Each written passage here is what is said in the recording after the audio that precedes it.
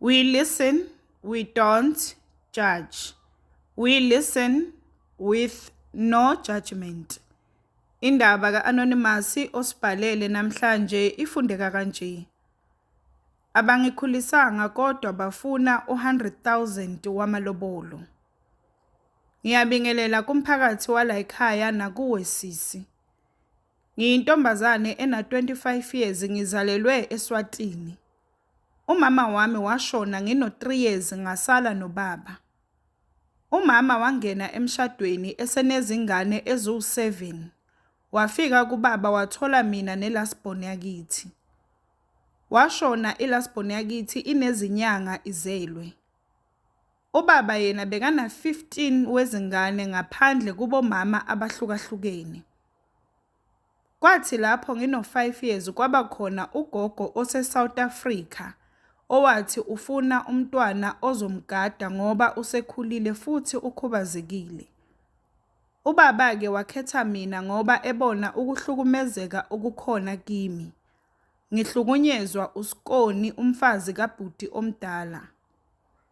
Ngahamba ke ngaya eSouth Africa ngayohlala nalogogo.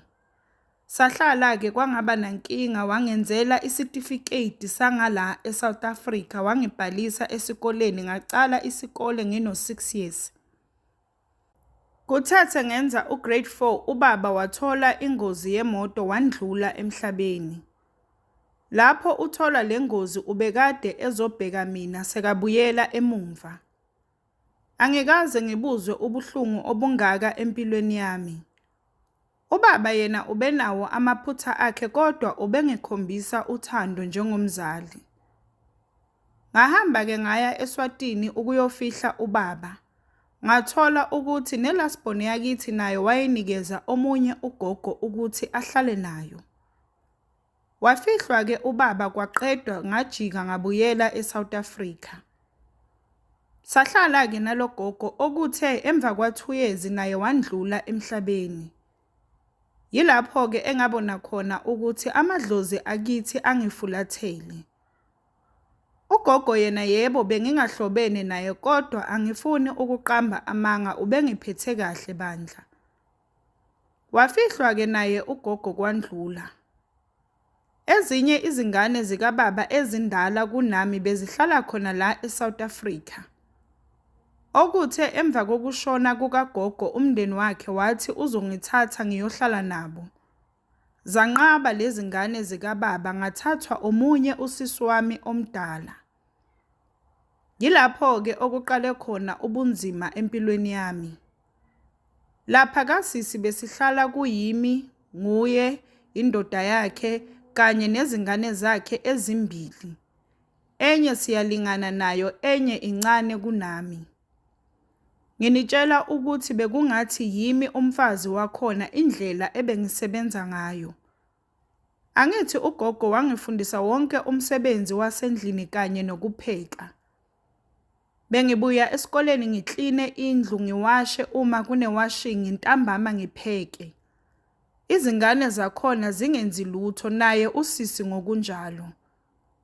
Isikhathi nje sokuthi ngiyodlala nami njengezinye izingane bengingasitholi. Bengiwenza ke wonke lo msebenzi ngoba phela bengincenge indawo yokuhlala neplate. Kuthe ngelinye ilanga ngibuya esikoleni ngihamba nomunye umfana bengifunda naye wangibona usisi. Ngathi ngingena nje endlini wangishaya esho ukungibulala. Waqede wabafonela bonke ebatshela ngendlela engiyisifebe ngakhona.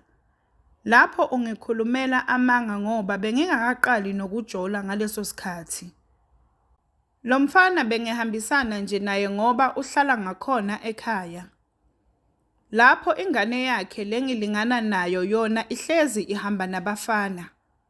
Ngisho yena lo mfana engibonakele ngihamba naye ubeke efike khona ekhaya ezofuna yona ingane kasisi. Lokho ke kwenza ukuthi bonke labantu abafonele bengizonde. Wasuka lapho ke wangixosha. Bengihola ke igrant kodwa imali yami angiyazi beyiphelelaphi ngoba kwazimpahla zokugcoka bengigcoka ezalengane yakhe engasazifuni. Nhlanhla leyo-ke ukuya esikhathini ngakuqala sengimdala. Uthe esengixoshile-ke lo sisi wami ngathathwa omunye futhi usisi wami. Nakhona futhi ngafike ngaphila yona impilo yokuba yisisebenzi. Yena-ke ubehlala nezingane zakhe eziwu-7. Khona-ke bekunzima kakhulu ngoba bekunabantwana abaningi ekwakumele ngibabheke ngiphinde ngibawashele. Usisi wami ubebuya emsebenzini afune ukudla adle acede ayolala. Ukuthi labantwana abancane bagezile badlile ubengazingeni. Konke lokho bekubheke mina. Kuthe lapho sengicala khona ama-periods bengingathengelwa ngisho ama-pads, bengifaka amasokisi nezindwangu. Lapho bese nginuka namakhwapha sengidinga i-roll-on. Izinto zokugeza bengingathengelwa nhlobo, bengigeza nje bese ngicobisa istap-tap. Zingihleka-ke izingane esikoleni zithi ngiyamanya nginuka namakhwapha. Ngayiphila-ke leyo mpilo kwaze kwaba khona umfana ongishelayo. Lo mfana-ke yena wayekhulile kunami kodwa hhayi kangako ngoba ubengishiya ngo-6 years. Ukuthi nje ubeseqedile esikoleni futhi esebenza. Ngajola-ke nalo mfana kodwa singakaze silale ngisayitshitshi. Kuthe ngelinye ilanga usisi watshelwa omunye umngani wakhe ukuthi mina ngiyajola ungibone ngithatha uplastiki onezinto phakathi komunye umfana. Ngathi ngibuya nje ekhaya ngafika esengibhakele isikhwama ethi kusasa ngibuyela eSwatini akasangidingi kwakhe. Ngambuza-ke ukuthi ngenzeni, wathi angithi mina sengiyajola ngimbukanisa nabantu. Ubeqinisile usisi wakhe ukuthi mina ngiyisifebe. Lapho kusho umuntu onezingane eziyi-7 ezishiyana ngonyaka ezinobaba abahlukene. Bathe nje belele ebusuku ngaphuma ngabaleka ngaya kulo mfana ebese ngijola naye. Isizathu sokuthi ngingafuni ukubuyela eSwatini bengifuna ukuqhubeka nesikole. Okunye-ke futhi nakhona bengazi ukuthi ngisayohlukunyezwa nguSikoni. Ngahlala-ke nalo mfana enginakekela engiphethe kahle kodwa bengingamthandi. Ngaqhubeka-ke nesikole ngafuna nomsebenzi esitolo samandiya. Njalo ngama-weekend ngisebenza khona. Kuzo zona lezo zinkathi ngezwa kuthiwa izimali zikababa wami ziphumile. Kodwa uzibhalise ngobhuti wami uthe kumele asinakekele ngazo. Kwaphuma nezokuthi ushone ngengozi yemoto. Kuwili-ke wayebhalise mina nelasbone yakithi. Lezo zimali-ke ubhuti wathenga ngazo izimoto walobola washada wayidla imali nezingane zakhe. Thina asizange sithole ngisho isenti emnyama thu. Kanti kukhona ezinye okwakuthiwe thina sizozithola sesina 21 years. Nalezo futhi wazama ukwenza ubutsotsi ukuthi azithole. Wanebhadi-ke bamtshela ukuthi kufuneka thina nakhona sesina 21.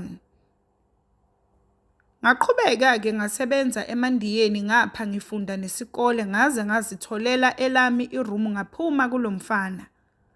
Ngagcina ngifika-ke ka-matric ngawuphasa ngo-B. Kwaqhubeka-ke isikhathi ngase ngithola omunye futhi umuntu engihlekisana naye.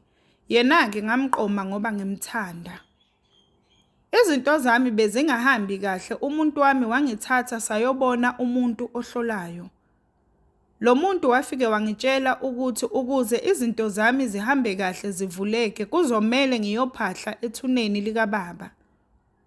Wathi futhi ubhuti wami lo owaphunyelwa izimali usisebenzisela umuthi sinelasbone yakithi ukuthi izinto zethu zingahambi kahle. Ngahamba-ke ngayothatha ilasbone yakithi saya eSwatini sayophahla ethuneni likababa. Sabuya-ke nangempela izinto zaqala zavuleka. Ilasbone yakithi yathola ikholi kwathiwa siyafuneka ukuthi sizosayinela izimali zethu. Yazi inhliziyo embi ayimphumelelisi umuntu. Ubhuti wami lo owaphunyelwa izimali izinto azisamhambeli kahle neze. useyahlupheka ngempela, hhayi into yokudlala. Nansi-ke inkinga engibhekane nayo manje. Umuntu lo engihlekisana naye sesijole u-3 years manje usefuna ukungilobola. Uyileke ekhaya wathi uyovela bafike bathi bafuna 10 wezinkomo. Inkomo eyodwa ingu-10,000 rand. Engizwisa kakhulu ubuhlungu ukuthi la kusakhulunywa ngokuvela hhayi ngokulobola. Ikhona ngempela bafethu into enje. Futhi labantu abangikhulisanga kunalokho ngihlukumezekile. Bazamile-ke ukukhala abasemzini kodwa abasekhaya bashaya ngonyawo phansi ngoba bayazi ukuthi lento ibalulekile. Ikahle kahle umona wodwa lo. Vele-ke akaze bangifisela okuhle. Lento yenza nokuthi kungasabi mnandi manje endlini. Ngiyacela mphakathi walakhaya ningibonise ukuthi ithiwani into enje. Naku ngizolahlekelwa umendo ngenxa yobunja babantu basekhaya. We listen, we don't judge. We listen with no judgment. Sacela usishele ukuthi ucabangani ngendaba ka-Anonymous osibhalele namhlanje lapha ku-comment section. Sacela ungakhohlwa ukulike, ushare, usubscribe. Ungakhohlwa ukuthi ukusubscribe it's for free, awubhadali lutho, it's for free.